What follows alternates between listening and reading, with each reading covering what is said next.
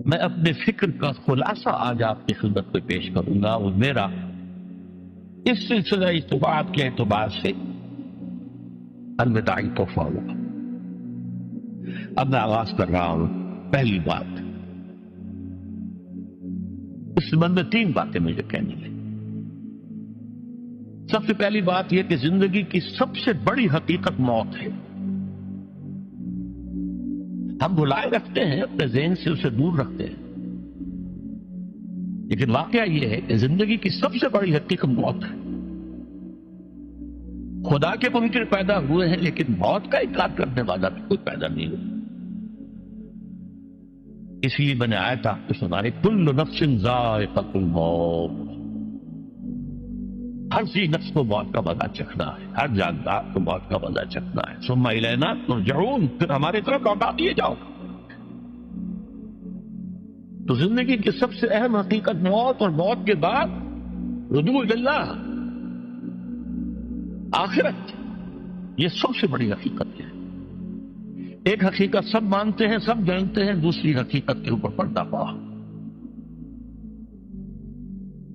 میں نے اس اعتبار سے نوٹ کیا، یہ الفاظ قرآن میں 3 مرتبہ ہے۔ کل نفس ذائقۃ الموت،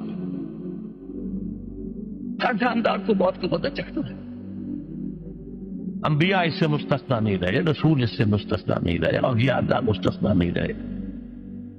وقتی طور پر استثناء حضرت عیسیٰ کا ہے کہ ابھی وہ زندہ ہے، لیکن عیسیٰ یاتی علیہ الموت، حضور نے فرمایا عیسیٰ تبھی موت آئے گی جب دوبارہ آئیں گے، زمین پہنچیں گے، پھر اس کے بعد ان پر موت وارد ہوگی، ان کی نماز جنازہ پڑھی جائے گی، انہیں دفن کیا جائے گا، وہ دور سے پہلے ہوئے، شادی بھی کریں گے، اولاد بھی ہوگی۔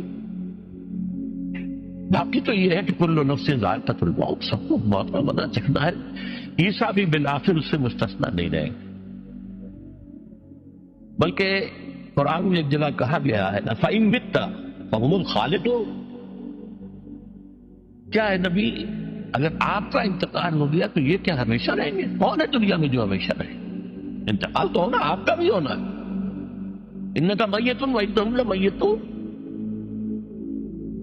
یہ تو مختصر ترین الفاظ تھے۔ اس سے آگے بڑھیے، سورہ انبیاء میں فرمایا کل نفس ذائقۃ الموت وَنَبْلُوكُمْ بِالشَّرِّ وَالْخَيْرِ فِتْنَةً وَإِلَيْنَا تُرْجَعُونَ، ہر جاندار کو موت کا مزہ چکھنا ہے، اور اس سے پہلے پہلے ہم تمہیں آزماتے رہیں گے، خیر کے ذریعے بھی، بھلائی دے کر، صحت دے کر، دولت دے کر، اولاد دے کر، شہرت دے کر، اور برائی کے ذریعے سے بھی، تنگ دستی دے کر، بے عزتی دے کر، اہانت دے کر، ذلت دے کر۔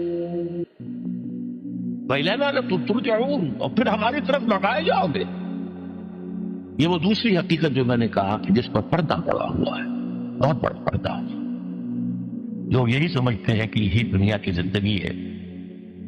قرآن کہتا ہے إِنَّ الدَّارَ الْآخِرَةَ لَهِيَ الْحَيَوَانُ لَوْ كَانُوا يَعْلَمُونَ، یہ تو آخرت والی زندگی ہے جو اصل زندگی ہے، کاش کہ انہیں معلوم نہ تھا۔